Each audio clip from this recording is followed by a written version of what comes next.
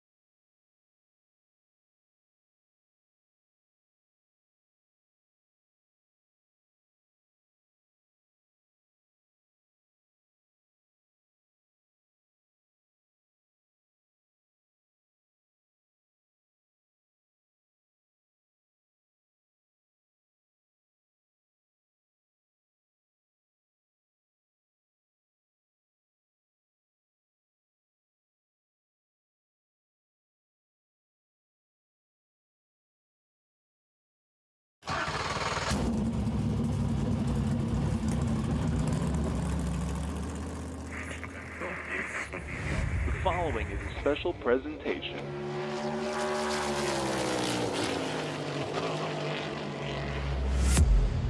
From the Captain eSports Network. This isn't just a game. This is iRacing.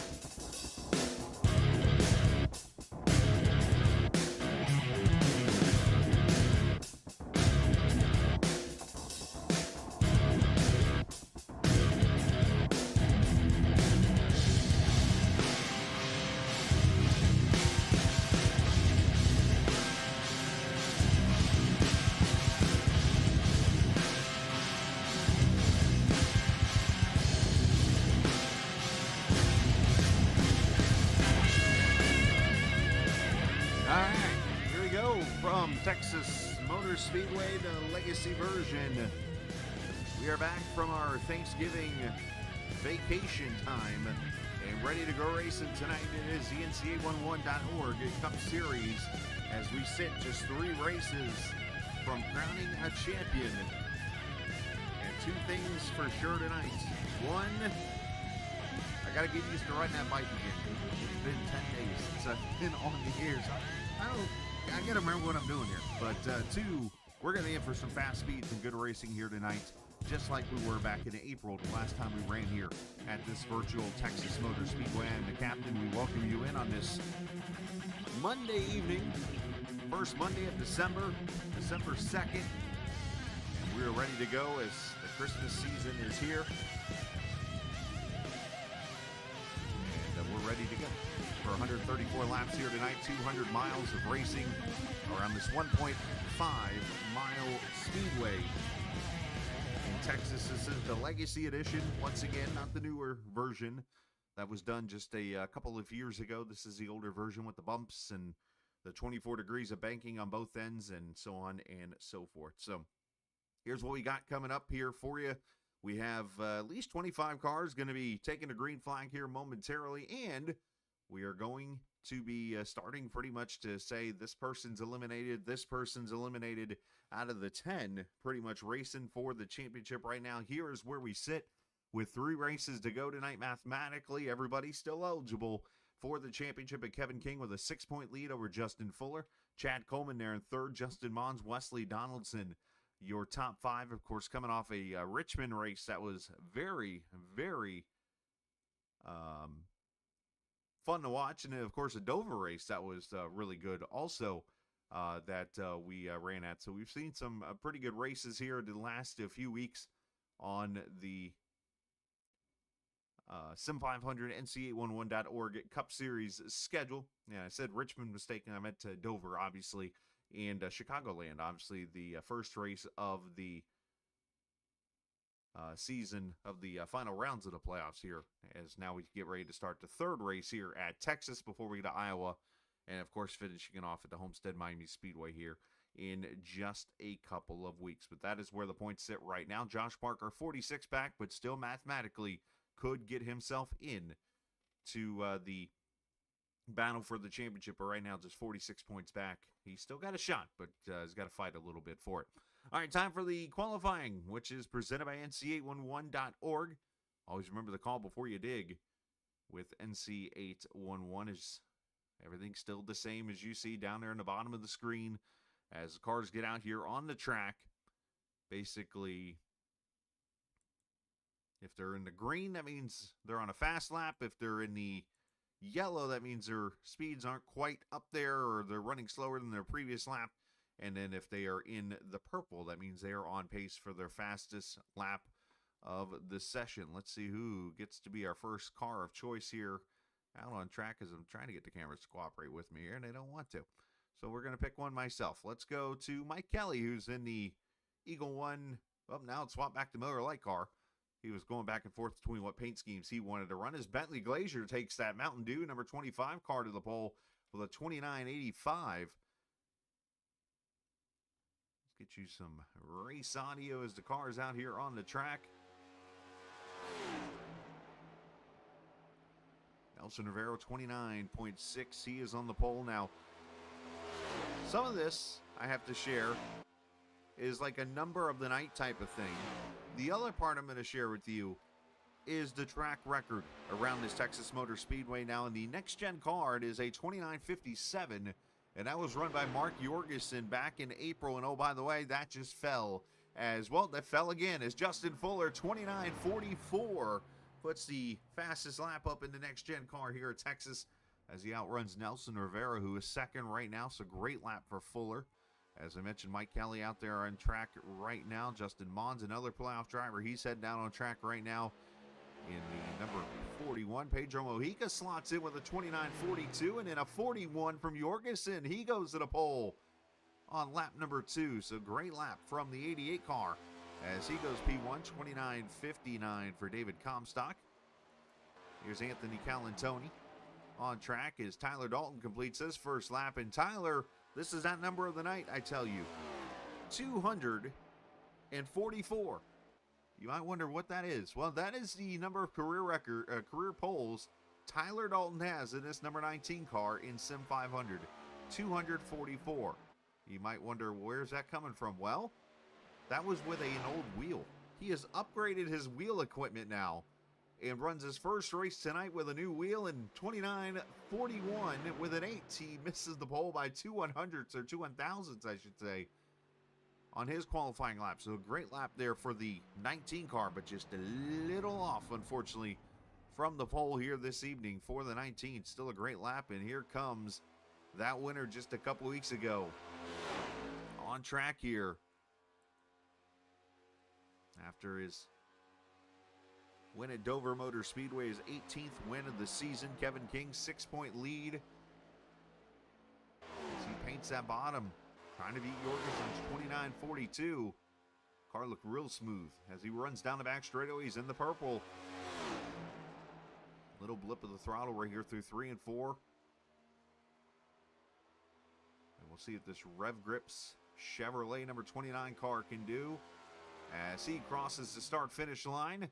And he's got it, 29:36, as Kevin King goes to the pole. And let's see Chad Coleman out there on track. And this is 38 car can top him. He is the last car that's going to likely a qualifying lap here in the next 45 seconds as Coleman goes 18th, 29:67 on his qualifying lap. Looks like 22 of the 25 cars going to get a lap in here before we get ready for the anthem here momentarily. So congratulations to Kevin King, 29:37. He wins the pole, presented by 811. Know it's below and call before you dig. Of course, a big shout out to everyone from nc811.org, as they have been a fantastic sponsor here in Sim500. It's going to be the last 3 races coming up here in the Cup side of things, and want to show nothing but gratitude for what 811 has done for this league. I know I've been around with them, obviously, on the Xfinity side for the couple of years they were here, and then a couple here on the Cup side, too. So big shout out to Ann and everyone from NC811 for what they do. All right, getting ready to go into the race warm-up now. This is where the cars will get out there and run a couple laps, make sure the car is okay, and then they'll also go down pit road and check their speed limits and stuff and make sure everything is okay there. So let's go down and see who we can talk to here really quickly before the race begins. And let's start with the... Let's see. Of course, looking out, see Kevin obviously here in chat. As the little one says hello in chat, by the way. So, you know what? Let's do a little surprise chat here. Let's get EJ up here and have a little chat with Mr. O'Rourke. EJ, you got a copy, bud? All right, let me turn your microphone on here, make sure people can hear you loud and clear. So I know we don't usually talk before the race. Usually it's after the race when you get a pretty good finish. But this Texas Motor Speedway track is an older version, obviously, and one that I think a lot of people prefer than that newer version. What do we expect tonight? And are we going to see that car rim riding, like you like to put it, in the EJ lane, as I call it? Absolutely, Chris. It's number 21.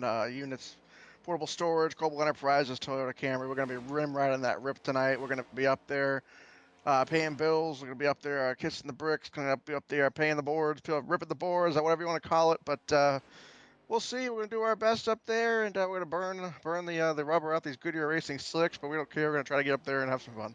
I was going to say, are you aware of something we don't know about a brick wall on the outside? Yeah, I don't really know what I'm saying, but, you know, I'll look real good for about 10 to 12 laps, and I'll probably fall off. Hey, you know what? You make it fun when you do that. So all the best there. Obviously, rip the boards, as you like to say, and hopefully we'll get to talk to you in the top 3 tonight. Yep, yes, sir. Yeah, no, the great Kyle Larson told me one time in an official race at Bristol that I hit everything but the pace car, and I can't hit the pace car. So we'll try that tonight. Yeah, don't. You can do your best on that one. That's all I can say. Best of luck, bud. Thank you, Chris. Yes, sir. Joe Rourke, he's ready to have some fun here tonight, as he's going to hit everything but the pace car, as he said. I'm moving in the wrong channel, but that's all good. As we got 2.5 minutes or so before we go into the race here itself. Chad Coleman out there warming up his tires, getting ready to go in the race here this evening. And again, let's show the points one more time for those just joining us in here tonight. Kevin King leads by 6 right now over Fuller. You see Chad Coleman there, 24 points back, along with Justin Mons, who's having a great first 2 races of this final round. Wesley Donaldson, Mike Kelly, all right there on top of another. As a matter of fact, 3rd through 9th is within 6 points of each other before Josh Parker, who's had a rough 2-race stretch. So, again, plenty of room to be done. And when you only have 25 cars here in the session tonight, obviously a lot of points can be gained, a lot of points can be lost. But obviously it's going to tighten up the rubber band, if you will, with the amount of points you can get or not get here tonight when it's all over with. So needless to say, the only downfall to that is as we go into the Iowa race next week. Somebody's having too much fun over here. As we go into the Iowa race next week, obviously the number between leader and non-leaders need to be at a small gap, or it could eliminate them from the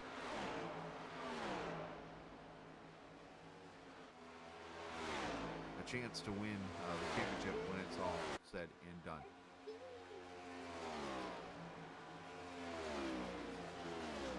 Lucy's going to say goodnight, and we're going to go trackside for the national anthem.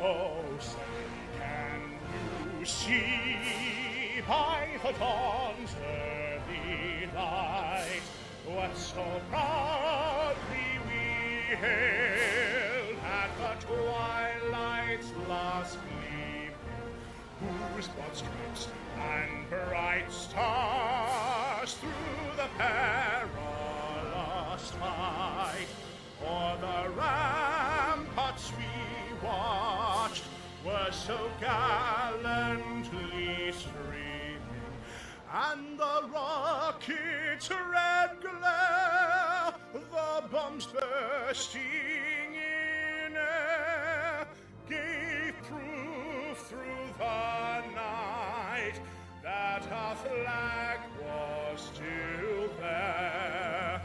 Oh, say does that star-spangled banner yet wave o'er the land of the free and the home of the brave?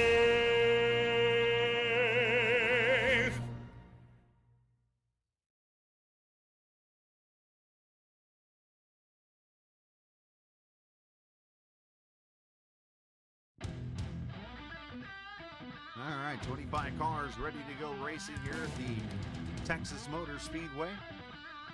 As we get ready to go for 200 miles here tonight, let's take a look at the starting lineup. It's race info. Get the kinks out of the broadcasting here. Oh, Kevin King on the pole. New track record for the next gen cars, 29:36. He'll start alongside Mark Jorgensen Jr. Once again, we'll start P2 to Kevin King, something that's been used to this season. Tyler Dalton, Pedro Mojica. Good to see Pedro back at his home track. He'll start fourth. Justin Fuller, Jason Karlovage in row 3. Mike Kelly, Nelson Rivera, row 4. Wesley Donaldson, Bentley Glazier, who's got a win just a few weeks ago. He'll start there 10th. Gerald Rourke promised he'll be ripping the boards. He'll start in row number 6 alongside David Comstock in the 6th row. Slowly roll away here. Joey Dettina, Charles Van Schaik in row number 7. Row 8, Kevin Brown, Scott Simley, Robert Fryery Jr., Chad Coleman in row number 8. Row 9, Mike Montesi and Doy Woods. Justin Mons, Anthony Calantoni there in row number 11. In row 12, Randy Yoakum and Brian Werman, Gerald Livingston, the 25th and final driver here on the grid. 134 laps, 3 sets of tires. 78 degrees, the iRacing default weather, 45% humidity, partly cloudy skies. Track temp sitting at about 113 right now here at the Speedway. A very sensitive track. Oh, by the way, as I noticed Tyler Dalton has fallen to the back. He's having some issues, unfortunately. As we come to the green flag, as we come back from the Thanksgiving holiday and go racing Sim500 at Texas. And Dalton going to go to pit road, so unfortunately an issue for the 19. As our cameras tonight presented by TrackCams22.com. You check them out online on Facebook and the iRacing forums at TrackCams22.com as King gets the launch. Into 3 and 4, Fuller, Mark Jorgensen, Pedro Mojica already, and then right behind him the 2 of Mike Kelly as we complete lap 1. And again, a reminder, the cars that are in the playoffs, you will see them in the green up there at the top, as it has been all playoff season long. As these cars scramble 2-3 wide back there. Charles Van Schaik and Nelson Rivera side by side as they work their way into the corner. You see the 21 already up there at the top of the track, trying to get whatever grip he can. Going to wear those tires out, but O'Rourke going to try to make hay as he gets outside of Wesley Donaldson. Tyler Dalton does get back onto the track, but he is a lap down, unfortunately, here. Now, this race did have 6 cautions back in April, so there is a chance we could see some yellow here, and that could help out Tyler Dalton when it's all said and done. As O'Rourke Kleiman's already passed Carl Lavage, now going to pass Kelly. Yes, this is going to eat his tires up, like turkey you ate on Thursday, or ham, or whatever you decided to eat for your holiday. Think of that chow down that you did at dinner time is exactly what the track is doing to EJ's tires right now as he works his way off turn 4, or turn 2, I should say, down the back straightaway here.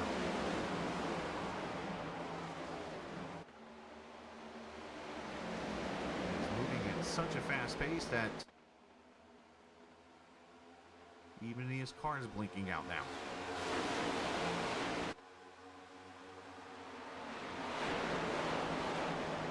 Up to the second position as he has passed Justin Fuller, his teammate there in the 51 car.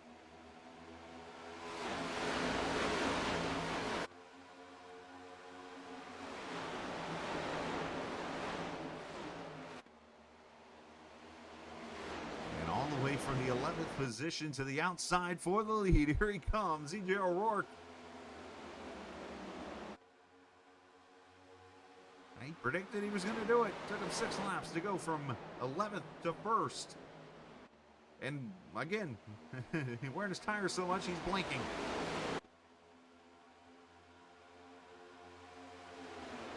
As we jump back here to the 6th position, Bentley Glazier, Pedro Mojica. There's Mike Kelly right there with him, Jason Karlovash, Wesley Donaldson, David Comstock. All these guys battling for position right now.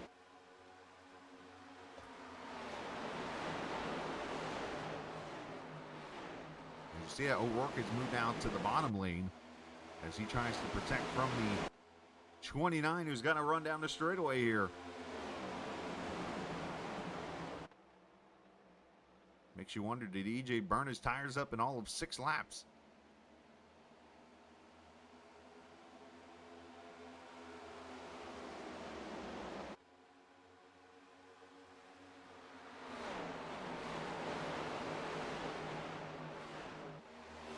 Fighting pretty hard.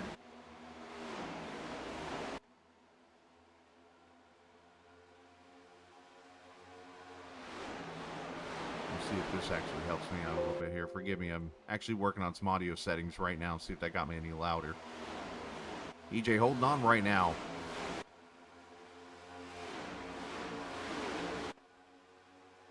I come to notice that like my audio level is like way down for some reason on the microphone. And I literally say this is the first time I've been on the air since literally a week ago Wednesday. There's one car up the track there. Because I believe that's Glazier in that 25 car. He almost got up in the outside wall.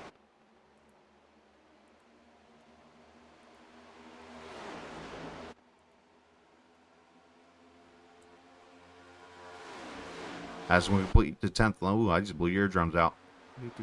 There we go. Now we're back. The 10 laps complete. Mojica still trying to, or I'm sorry, EJ O'Rourke still up there fighting for this lead. Apologies for the little issue there. As we continue on, everybody real tight to each other here. A lot of draft going on as Glazier fights that outside lane along with the 25 of Glazier there on the inside as King continues to try to get around O'Rourke for position. This is all right up here at the front of the field.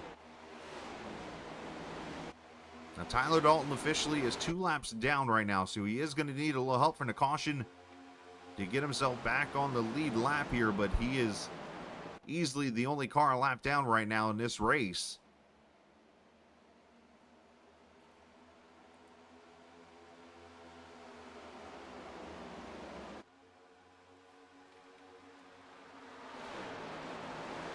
First 21 cars in this race, all within 4 seconds right now, the lead. I mean, it's literally a long snake as you look down the straightaway. I mean, look at all these cars right here. Everybody lined up all the way back to Doy Woods. And then you get a little gap to Simley. And a few others back here. That just shows you how close the parity is in this field as Montesi gets a little loose with Kelly on his outside. This Texas Motor Speedway, this is what people loved about this track before they decided to repave it and change up turn 1 and 2 to make it 20 degrees of banking and a little bit of a wider radius, which a lot of people argue to this day kind of ruined the track. And when you look at the way the schedule is all set up now, with Texas only having one race in the middle of the year, you can't argue that it hasn't. O'Rourke and King still side by side here.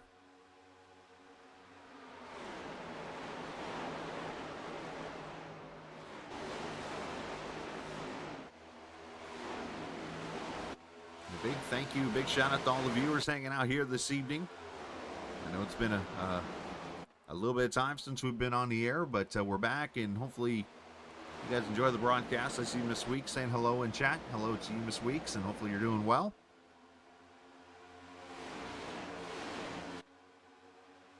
Of course, we've talked about the stepping away here, of course, at the end of all the racing seasons. And my way of saying thank you to everybody for all the support they've given me for the last few years of being on the air here. These two here, I mean, EJ's not giving it up. Kevin's just down there rolling the bottom. EJ rolling the top. And finally, the 29 going to get the edge here into turn 1, but EJ's not going to give it up. Of course, a lot of character in this 1.5 mile track here at Texas. Some bumps, especially over there in turn 1 and 2. That notorious tunnel bump as some cars making contact back here. Van Schaik and Mons and Wesley Donaldson back here. A little argy-bargy, I think.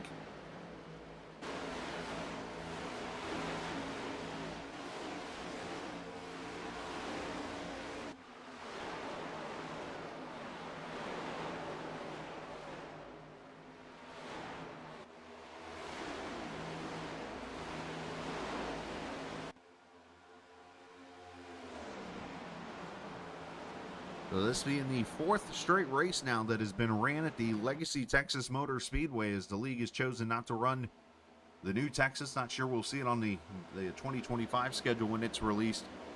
But as I look over here, Kevin King, Tommy Ryan, Pedro Mojica, the winners of the last 3 races here on this old track.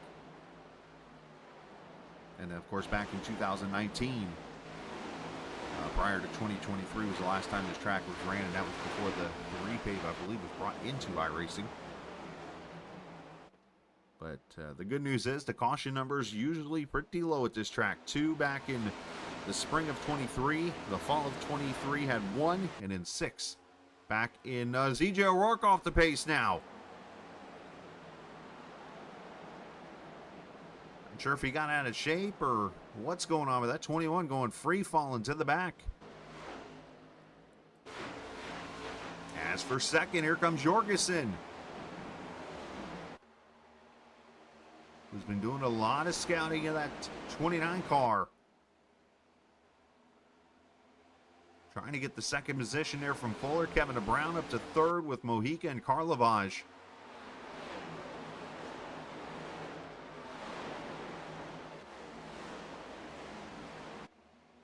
You see the track rubbering in pretty decent right now. It should open up this top groove a little bit more as that comes.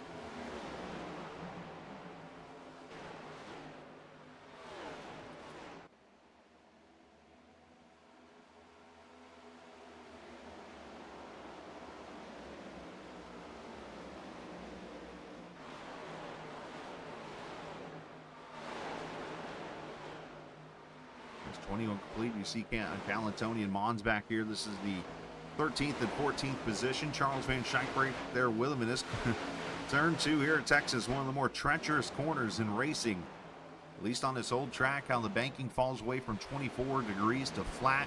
Wall comes out there and grabs you. And unfortunately, when you spin out at this track, you usually in the back straightaway, the inside wall grabs you. got to be very careful of that, as you see Calantoni had to get out of the gas there as he was underneath Friary 3 wide through 3 and 4. Oh, Friary a little loose and gets a little contact from Calantoni. He kept it off the wall. Wow.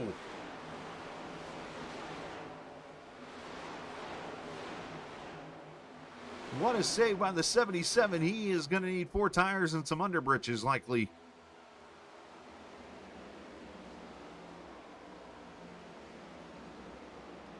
But he's going to live another day after that save.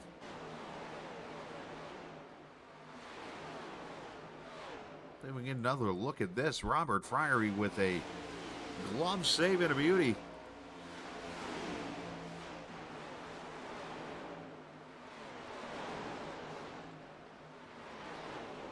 Gets loose over the bumps there in turn 1. I'll get you a better view of this. Unfortunately, camera cut away there, but right there is that bump I was just telling you about. Where the tunnel is.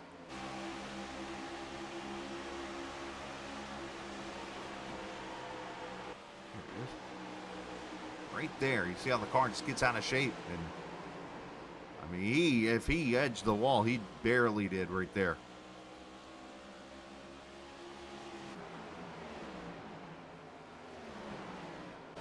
Great save on his part. 24 laps in. From my understanding, should be a pretty simple one-stopper, kind of like the race we had at Chicagoland a couple weeks ago. But don't be surprised. You see some people try some magic here and do something a little different. As we see Montesi and Glazier back here at the 9th position.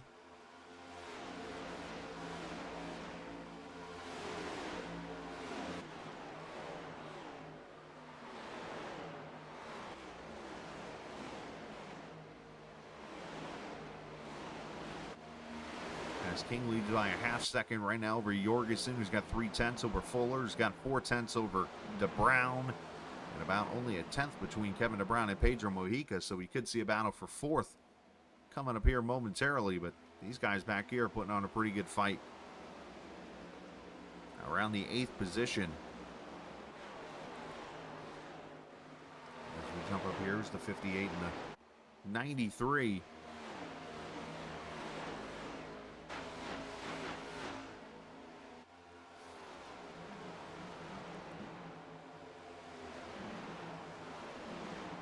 Rivera going around Justin Mons for the 13th spot.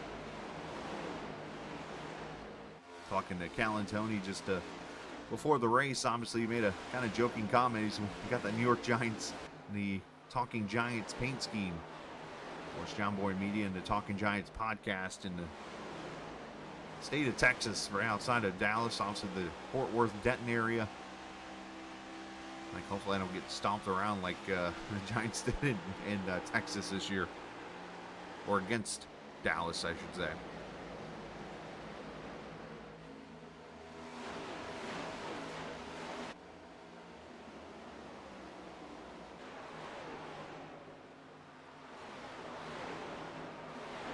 '29 in the books.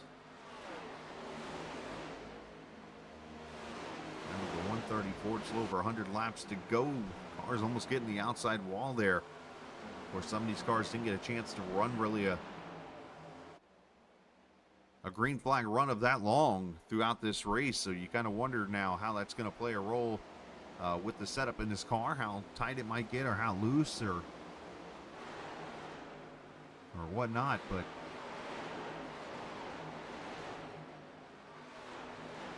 normal iRacing fixed setup tendencies is for the car to get a little bit tight, but the way the weather's set up here, got a track temp about 117 degrees right now. You could definitely see the back end getting a little loose, especially over there 1 and 2 over the bumps, as you saw a minute ago with that 77 car with a great save there by Robert Friary. But there's your leader, Kevin King. This is going for a 2nd straight win. Here in the finals, he's trying to stretch himself from Justin Fuller. Oh, and Jorgensen gets up there on the outside wall. Of course, Fuller in a spot right now where he's giving it every bit of energy he can to try to hold on to that 29's bumper. Being 6 points back, after 2 races. I mean, there's only so much he can do. You can try to lead a lap here in this race and so on and so forth, but one thing you do is kind of hope and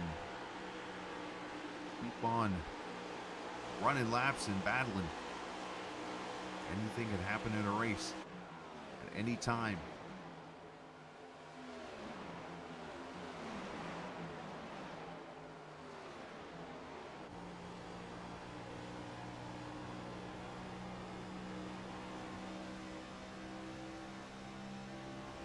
Laps in the books. You see lap times kind of falling off. Everybody in the 31-second bracket right now. So about a second to a second and a half so far fall off. Definitely, I would say no. Calantoni with a little tail slapper. Would definitely say not enough fall off to maybe come to pit road and try a tire strategy. But again, I go back to the whole, if you're towards the middle or bottom of this top 10 in points, you might have to look at trying something different here.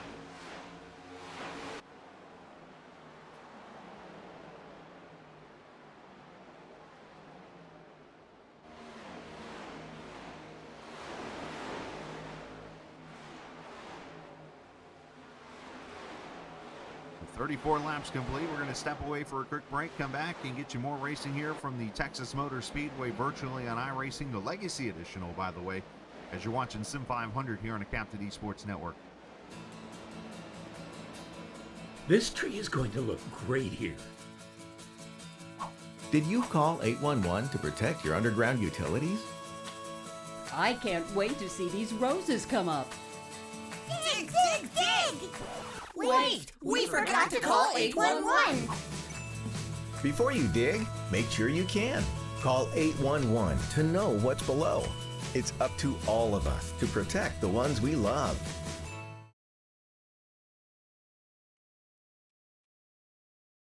All right, back we are here at Texas Motor Speedway, the Legacy Edition, back on iRacing virtually, as we are in the middle of a green flag run here from the start of this race. 35 laps strong. Kevin King has led them all from the onset, as we were watching some great racing right here mid-pack as they roll through turn 3 and 4. Calantoni up there against the boards.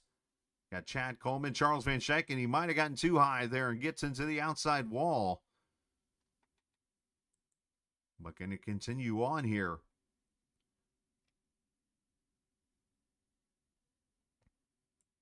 Pedro Mojica has gotten by Kevin Brown for the 4th position.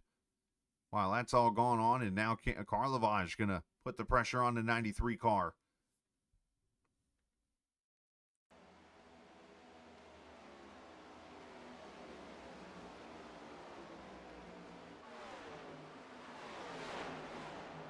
Carl Lavage has picked himself up a couple wins here during the 2024 campaign.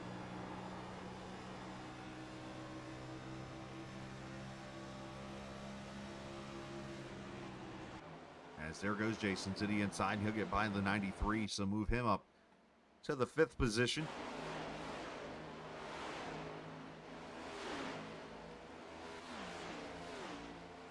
So let's do some math here really quickly. Divide 134 by 3 in case you want to see or could see somebody do a 2-stop strategy here potentially in this race.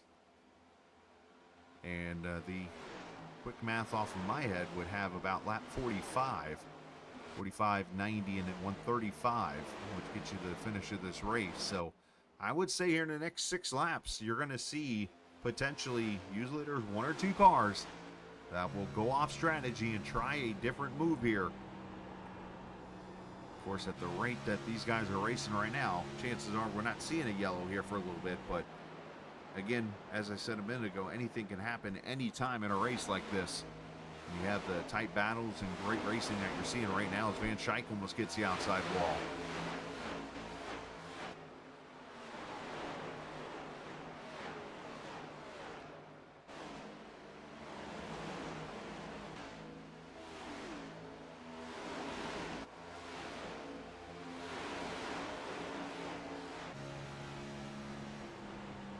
This race right here. By far the best battles. Van Schaik, Rivera, Coleman, Calantoni, Simley, Mons, Woods, Jatina, and Robert Friery all in this battle right here.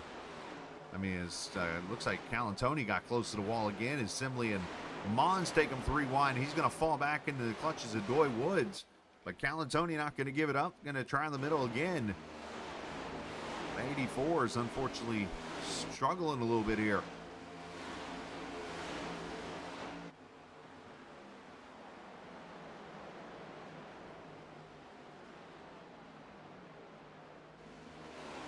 Let's jump up here to second because Fuller, he's starting to work this high line a little bit.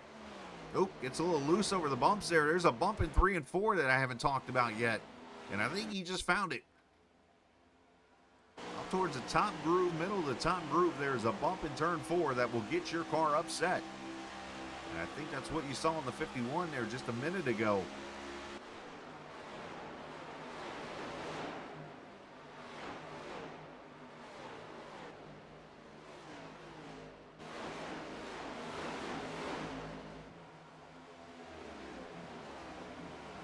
Great fighting going on here mid-pack, and then continuing to watch that battle up towards the front.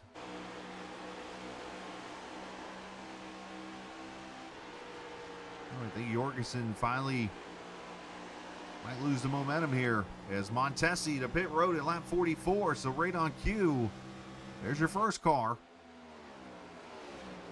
As Fuller goes by for second, top side, makes the move.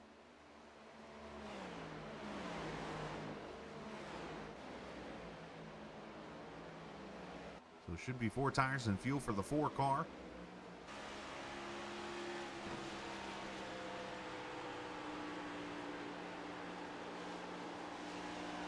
As King continues to paint the bottom.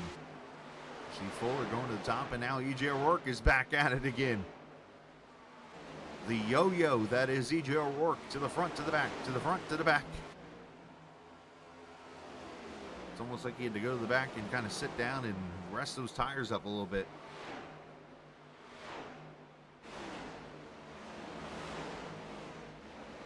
Funny guy to talk to. Does a lot of work with Timmy Hill in the 56 team.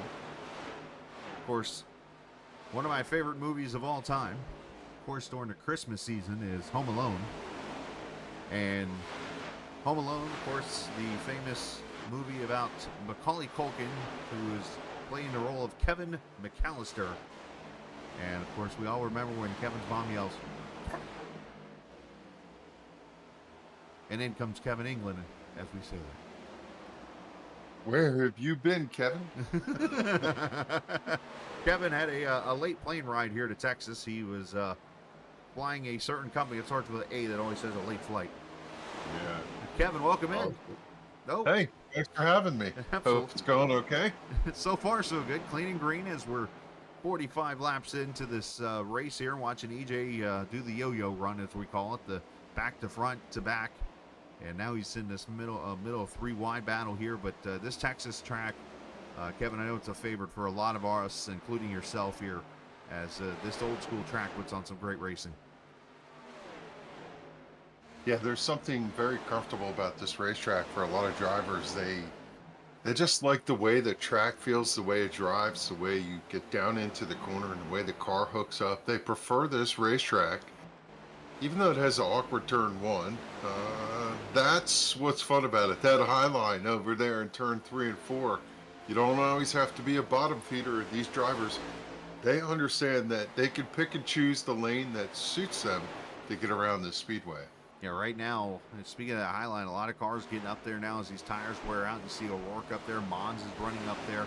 Also, the 8 of Randy Yoakum's been up there, and been seeing a lot of Justin Fuller kind of getting up there, and he is actually starting to make some hay here on King as that lead down to about 0.3 of a second. Let's see as they go into turn 1 here. Yep, Fuller's going to climb the banking. That 24 degrees here in turn 1, go over that bump that's right there at the tunnel and off this back straightaway, and he's definitely getting a little bit of something here. Is Kevin going to adjust himself, or Kevin's really disciplined though? Probably going to keep himself on the bottom here the whole way. Yeah, I mean, I don't know if he's taken to this term, but we called Kevin a robot. He just races the race, although we've heard him time and again. He analyzes what's going on as cars are closing and whatever. If he feels somebody's run too hard, he'll let him go. If he feels that they've had a good pace and they're closing in on him, he might turn up the wick a little bit. Here, we'll have to see how he responds to the pressure that he's Big run. receiving. It's a huge run down the backstretch. Got to draw alongside and step over and take over the lead. Not so much. King gonna No, hold him maybe down. not. He's going to be down on his door. He's there, but let's see, across the line, King leads that lap. But now Fuller's got to get to the bottom here. Question is, who's going to have the better run out of turn 2? You would think the high line will prevail, and I think Kevin's going to pull ahead again. And then we'll have to see whether Fuller will pull in for the draft, and he did just that, tucked down low. Maybe he's going to move up and put some air on that spoiler. This is classic racing side by side off of turn 4 at the Old Texas. The one thing I caught from that, Kevin, when he went into turn 1 just a few moments ago, look how high he already is entering the corner. I mean, he's right at the top of the track. And then he brings it all the way down over the bumps and almost makes that straightaway as long as he can. He's going to push Kevin down the straightaway now to the inside. Yeah, that allows him to turn down the banking and get that run as he straightens up the exit of the corner.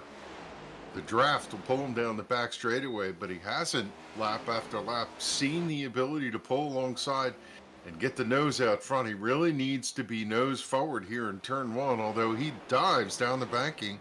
They're side by side, not the high side this time, as Kevin's going to get a good run again to the high side and pull ahead. Fuller's going to tuck in behind. And all this is doing is bringing in the other guys back to the pack here. As here comes the 88 of Jorgensen right behind them now as he has joined his pack. You see Pedro Mojica and Jason Carlavage. Those two are looking to join this pack here in just a moment. So 5 cars about to be in this battle for the lead as Fuller and King. I mean, Fuller's got no choice but to really give it his all the whole entire way here. I mean, 6 points behind, but when you're 6 points behind to Kevin in the playoffs with 2 races to go after tonight, that's like being almost 50 points behind. Yeah, win would really help the situation, and Jorgensen's going to make this a 3-car battle. I wonder if he'll be able to get such a run with these two running side by side that he could stick his nose in there and make it a 3-wide battle into turn 1. Yeah, Jorgensen looking, trying to figure out something there. As you saw, Chad Coleman has come to pit road. Also, EJ O'Rourke has come to pit road. So right here at lap 55, a lot of these cars can go easily to the halfway point of this race as Joey Jatina pits. Also at lap 56, but you know, I think it's a matter of saving your tires. But you see Fuller did clear for the lead. Jorgensen now to second. King back to third.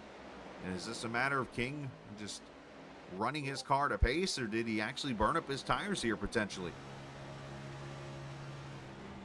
Yeah, I mean, you have to wonder if he's going to let maybe these two run themselves ragged here trying to fight for the lead. He's had clean air out front, and now he's in dirty air. Maybe he's going to experience this a little bit, or maybe he just ran a little too hard and these guys ran him down. It is possible. Jorgensen thought he was going to make a run for it there, but Fuller back to the lead. He gets himself a bonus point here and gets a little wobble there off of turn 4. Yeah, Weebles wobble. Back here, Wesley Donaldson inside of the chrome and blue number 2 of Mike Kelly. Mike pulling the old accidental car running tonight as he accidentally threw the Ford out there on the track here tonight, so he had to make the proper adjustments paint scheme wise, hence the gold wheels, which might think it'll really match up a little bit, but you know what, sometimes just running an odd shaped car is okay. Silver and gold. Perfect time of the year, right? Yeah. I'll tell you what, Carlavage has ducked underneath for third and dropped Kevin back one more spot. And, well, who else snuck in there? I mean, Kevin's dropping a little bit. He went from 1st to 5th here. Is there a little fuel save maybe going on here from Kevin, I wonder?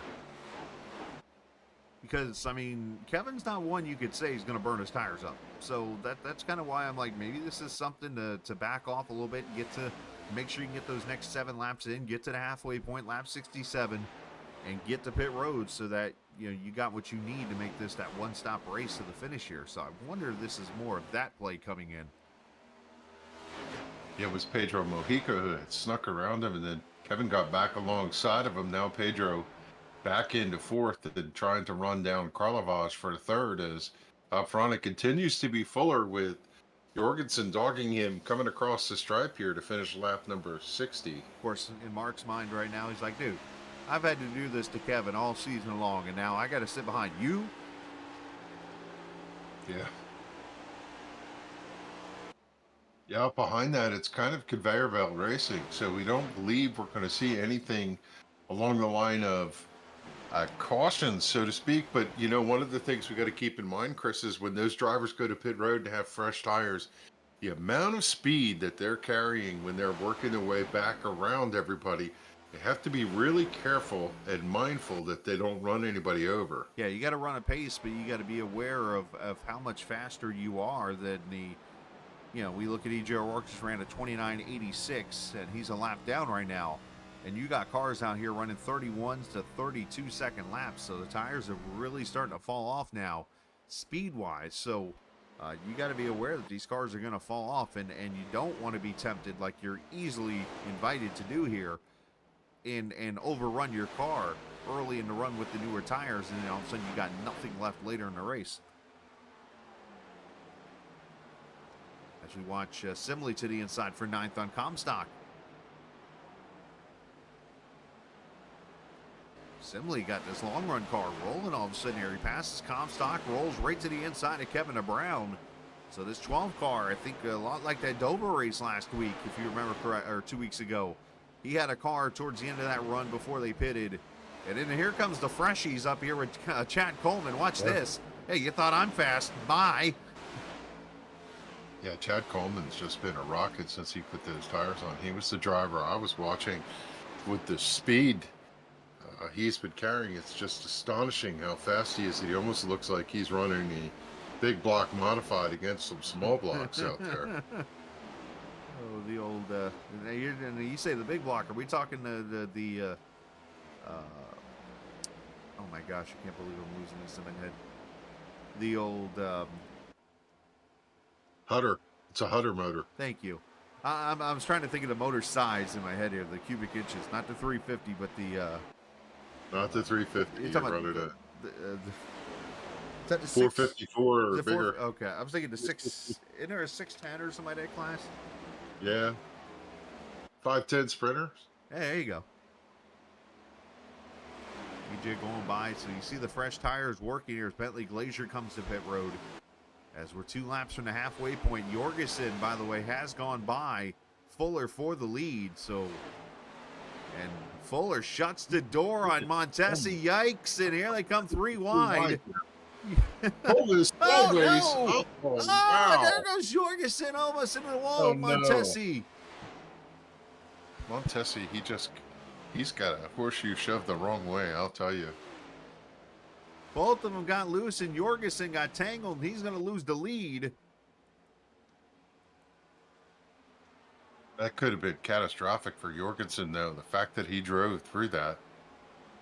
He's got to be wondering what the heck that's about, right? Here I am leading. I'm driving away. I just passed Kevin King. I just passed Justin Fuller. And next thing you know, out of turn 2, what the heck is this about? See if we can get a replay of this real quick. Looks like it was about this moment right here. Montesi is on pit road with damage to the 4 car, but here we go. Yeah, Coleman's going to get a little loose, I think. Right there, some contact, and then the 4 and the 88 come together. 3 wide off turn 2. And likely a meatball there. All Montesi was trying to do is give a little space to Coleman. You had to see him sideways. He was looking at him through the window. Yeah, right. We'll get you through another the side window. We'll get you another replay here in a second as some of the leaders on pit road here. Jorgensen, Mojica, King, Kelly, DeBrown, Calantoni, Mons, Joachim Wertmann all in here at lap 67. Right at that halfway point as we talked about. And now Fuller, Karl Lavage, Wesley Donaldson all coming in. could see Jorgensen should have the advantage here, but look at that pit stop for Mike Kelly. Great stop for Kelly, as you mentioned. Looks like I think it should be 4 tires for everybody, I would expect. 14 and 15-second lap times, or pit times, I should say. As there goes Mons off of pit road.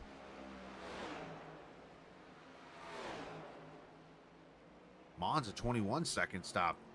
Wonder what happened there. Did he overshoot his pit stall, or did he have a fueling issue? You know, sometimes you do have that auto fuel issue. Sometimes that can come into play. So tough break there for the 41 is Nelson Vera, Scott Simley, Robert Friery all on pit road. We saw the clean pit stop by the top drivers in that first go round. Watching Justin Fuller, he was down and away with a good pit stop, got in his box well, 4 tires and fuel.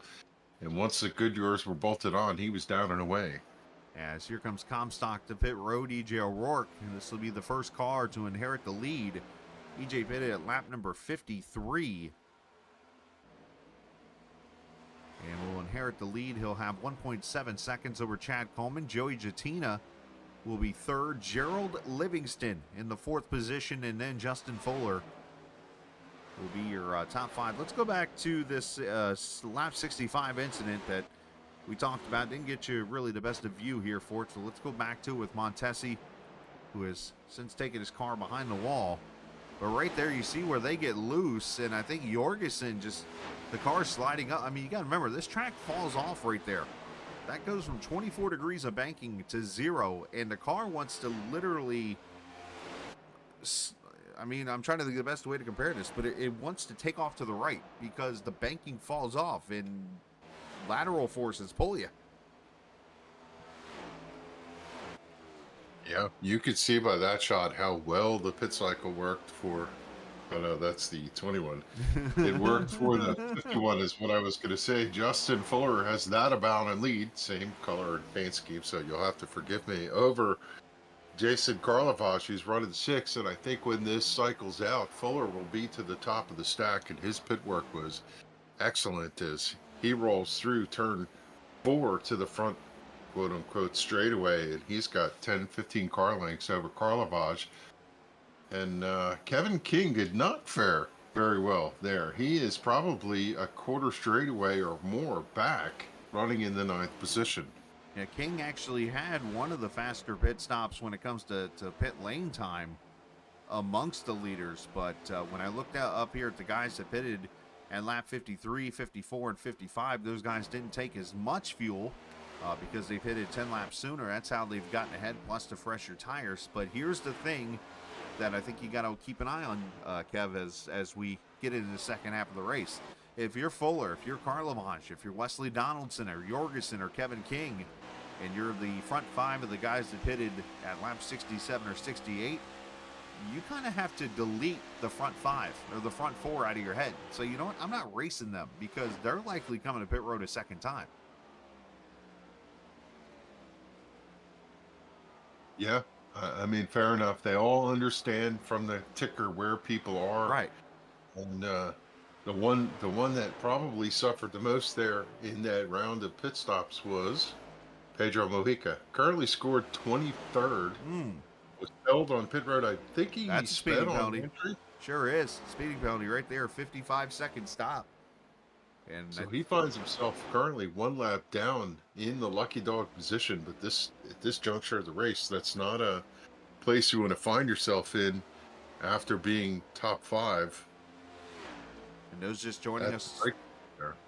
Those just joining us want to know what's going on with the 19 car here. Tyler Dalton tonight, his first race with the new wheel, basically, as he's breaking out the new equipment here tonight, and you wonder if there was maybe some kind of issue with it. I'm sure he'll message me tonight, and I'll be able to understand it better what all took place. But that WBD diecast number 19 car, 2 laps down still, and has been looking for a caution this whole entire race.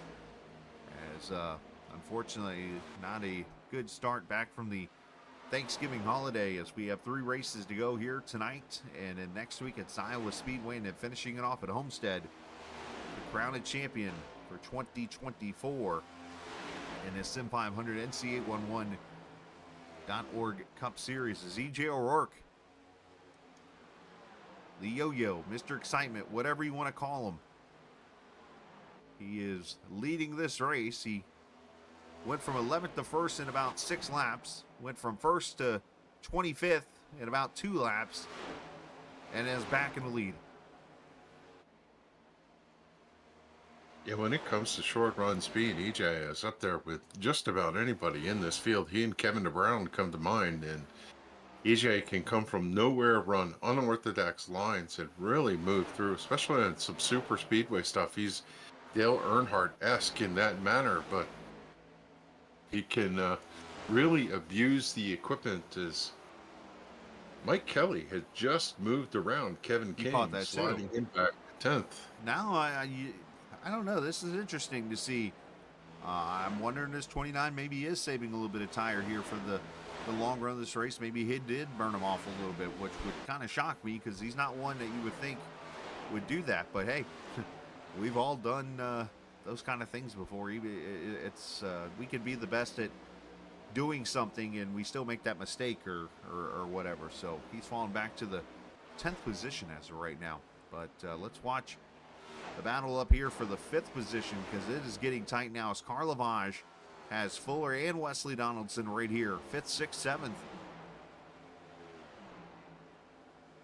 Yeah, it makes me wonder when you look at this part of the race, you're working lap 80, coming to 81, total laps 134. You kind of like, how do I break this into 4 segments? And how do I run those 4 segments? When you get to the halfway part of those 4 segments of what's left, if you got something, you might as well use it, you know, and we'll tell whether Mr. King has something for these guys if he picks up the pace in about 25 laps or so. But right now, he is slipping back, and I'm looking for Fuller to come on the charge here, and I'm wondering if he can run down the 60 here and drive away from him and play a little peekaboo. That would be interesting to see. Now, for those wondering, 3/4 mark of this race would be lap 100.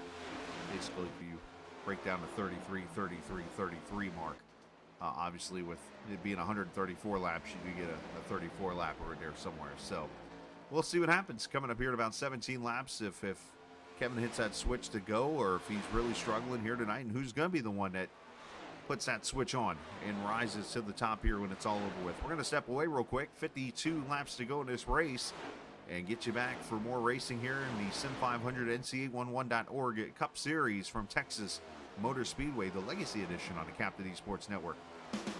When do you plan on putting in that new fence we've been talking about since last summer? I guess I could start tomorrow.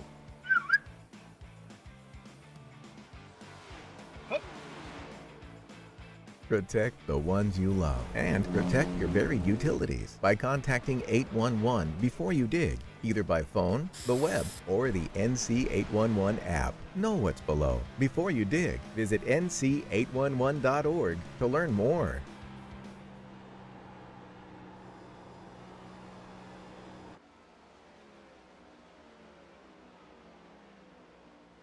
Back we are 85 laps complete here at Texas Motor Speedway. As watch this little fight going on here as Joey Jatina, who is getting past now for the 3rd position from Carl Lavage. He pitted at lap 55 as he brings that trio of Donaldson and Fuller going to go by there for 4th, make that 3rd, 4th, and 5th now.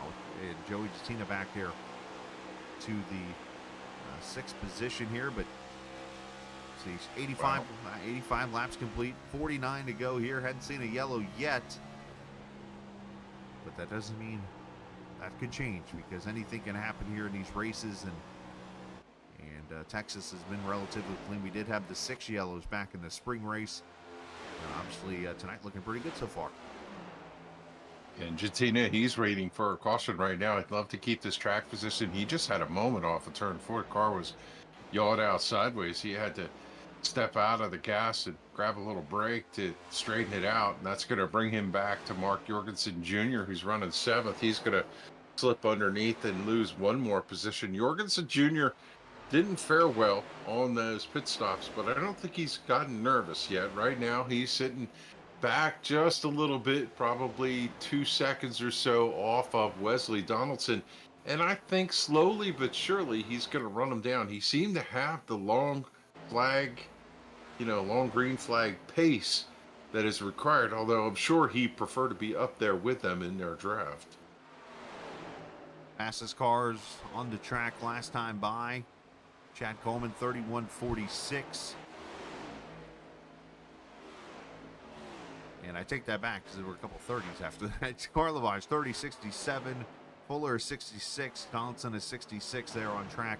You see some of those times going across the top of your screen. Want to throw some shout outs here real quickly. Big shout out to the viewers hanging out here in chat as Jatina is actually going to come to pit road here on lap 88. But shout out to the viewers hanging out here in chat, coming back, joining us here tonight. Hopefully you had a great Thanksgiving weekend as we get going into the holiday season officially. It's a 6 days a week thing for me, even though it's not supposed to start for like 2 weeks, but I'd figure get some extra hours. So I've been on the road already working today and going to be doing a lot of 6-day weeks here, I think, these next 4 weeks. But either way, going to be enjoying it as much as I can.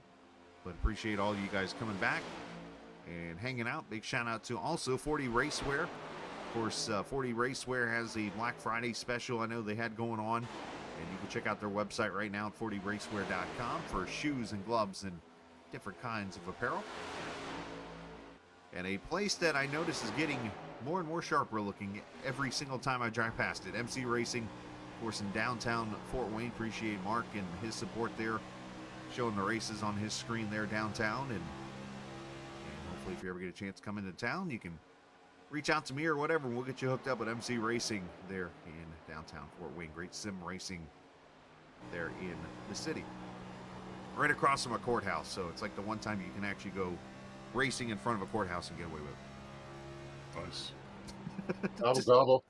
Right? We're in that season, boy. These guys just gobbled up the lead, and Justin Fuller back out front here as he has in tow with him Karlovaj, who looked really quick on that first stint and is now the protagonist of Fuller getting another win. As we're waiting to see whether or not Mike Jorgensen can make up the pace he continues to carry down, but now he has a little bit of drafting help from EJ O'Rourke, which should help him draw up a little bit. And then I'll have Chad Coleman right there, as Coleman and O'Rourke would love to see a caution right about now. Your front 6 cars all separated by about 2 seconds right now. And I have to ask the question here, Kev, if Justin Fuller's if Karlovaj is the protagonist, is Fuller the antagonist? I would think so, but who knows? It might be Wesley Donaldson sitting there in third, and Wesley just moved around to pick up that second position. And his car, he's showing a little bit of hustle right now. You see the car stepping out, the rear end is wiggling just some as he is snapping down that throttle coming up off the corner and trying to do what he can. And I think one of the things Wesley probably has on his brain right now is clean air. I'm sure he would love to be out front and control the pace of the race. Of course, another thought that crosses my mind as I think about that comment, Kevin, is the antagonist does not win many of these movies, usually. No. Interesting. Little Big League comes to my mind on the other side of things where the antagonist goes on to win. But either way, somebody's going to win this race here tonight. We're going to find out in 40 laps as Fuller, Wesley Donaldson, Jason Karlovaj, your top 3. Then Mark Jorgensen, 0.8 of a second back. Chad Coleman, 1.4 seconds back. EJ O'Rourke is falling back quickly, 3.4 seconds back. And then, well, here comes the king, if you will. Kevin King is 6th position right now. Yeah, he is turning it up now. He's the only car that ran a 30 last time by. As a matter of fact, I say that in the top 6. Actually, Mike Kelly ran a 30.98 last time by, so that 2 car looking pretty fast right now. But King trying to get around his twin car basically here of Chad Coleman. The red and blacks battling each other. And King moves to the 5th position right now. Had a long way to go, though. He's 3.6 seconds back last lap. Right now, he's holding at 3.45 seconds, and he is the faster car, running just about 2/10 of a second, but I have to wonder how much of his equipment he's going to use up just to get to them, let alone, they say catching them's one thing, passing's another. We'll see whether Kevin can get the job done. Chad Coleman there in 6th right now. Is actually Mike Kelly just passed him. There goes the 2 car to the 6th position. Coleman back to 7th. He's got Scott Simley there behind him. Simley going to take the 7th place position away as he follows his fellow beer brethren in the same team. There's Nelson Rivera, passes him in the 22 car. And E.J. O'Rourke's going to come to pit road for the final time for himself here with 40 laps to go. Anthony Calantoni having a good comeback after struggling a little bit here tonight. Looked like a couple shots to the wall almost, but Anthony right now on the edge of the top 10 here in the 84 cars. He's been on the struggle bus tonight.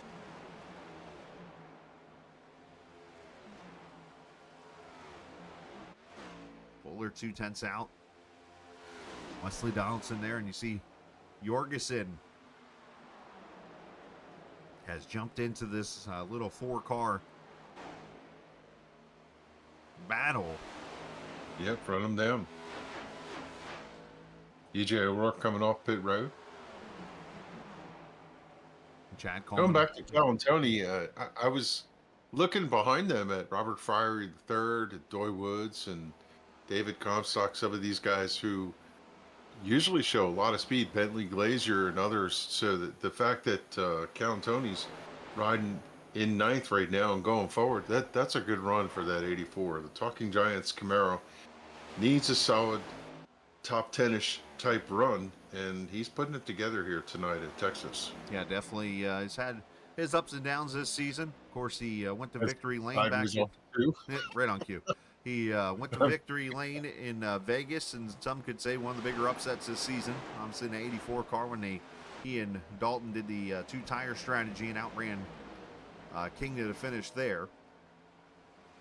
As he gets the wall there off of turn 4, he and Comstock having a little fun. It is now a 3-second margin back to Kevin King. He is turned the wick up, and he is coming. Bowler there controlling it 0.4 of a second right now, and Wesley Donaldson.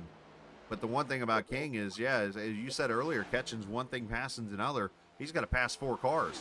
And that's not going to be an easy ask here, as you got, 32 laps to go. So you mentioned that last quarter of the race. Here it is right here.